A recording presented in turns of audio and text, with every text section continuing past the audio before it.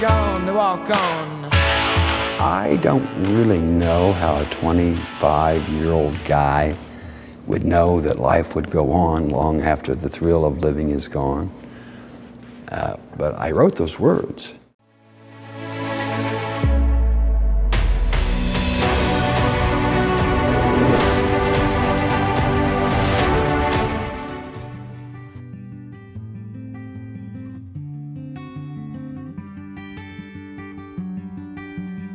I've never really been part of anything. Never really been part of the music business. Well, I always figured I'd be a little bit better off keeping to myself. The only thing I've ever been a part of is farming, really.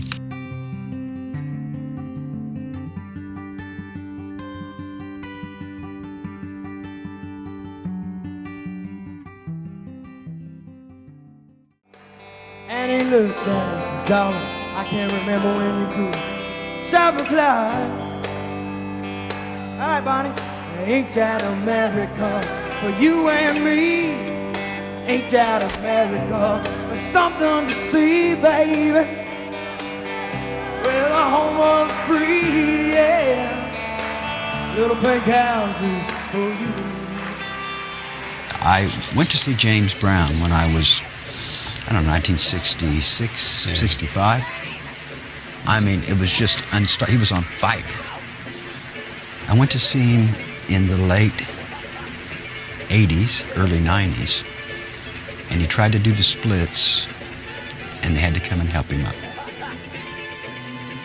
And I thought to myself, if my career ever lasts that long, remember to act your age.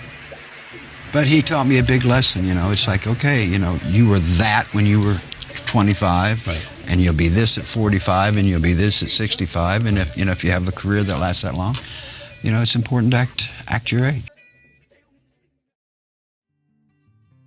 You know, you get to be a certain age, and you start coming to, you know, realizations about yourself.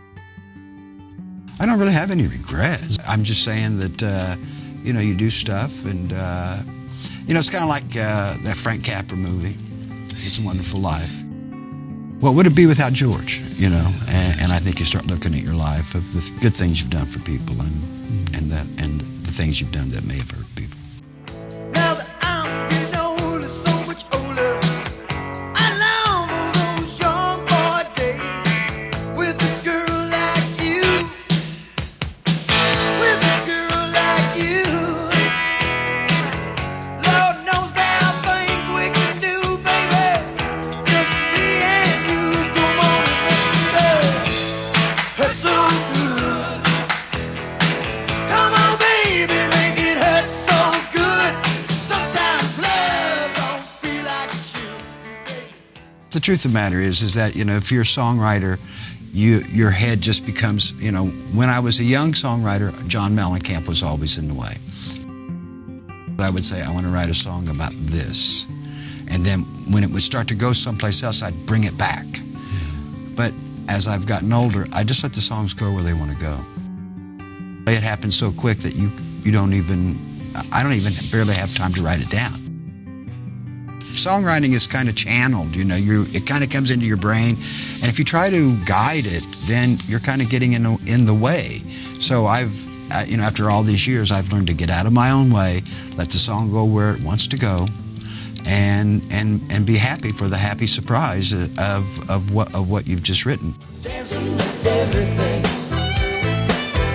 We were young and we were improving, laughing with our friends, holding hands meant something, baby. Outside the club, cherry bar, our hearts were really pumping.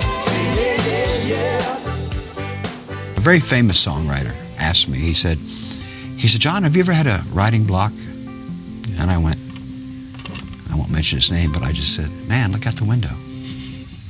There is so much to write about. How could you possibly have a writing block? I couldn't possibly cover all the topics that I feel I need to write about if I just wrote every day, day in, day out.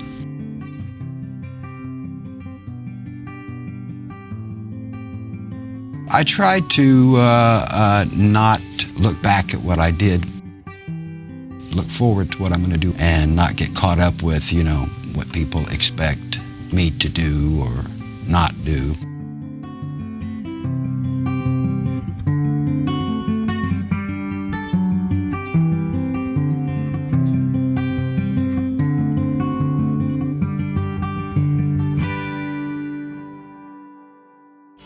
Everything looks so complete when you're walking out on the streets, and the wind that catches your feet sends you flying, flying.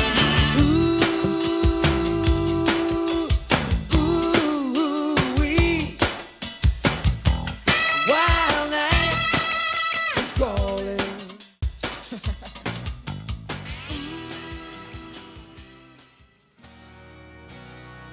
Oh, I'm always learning stuff from people.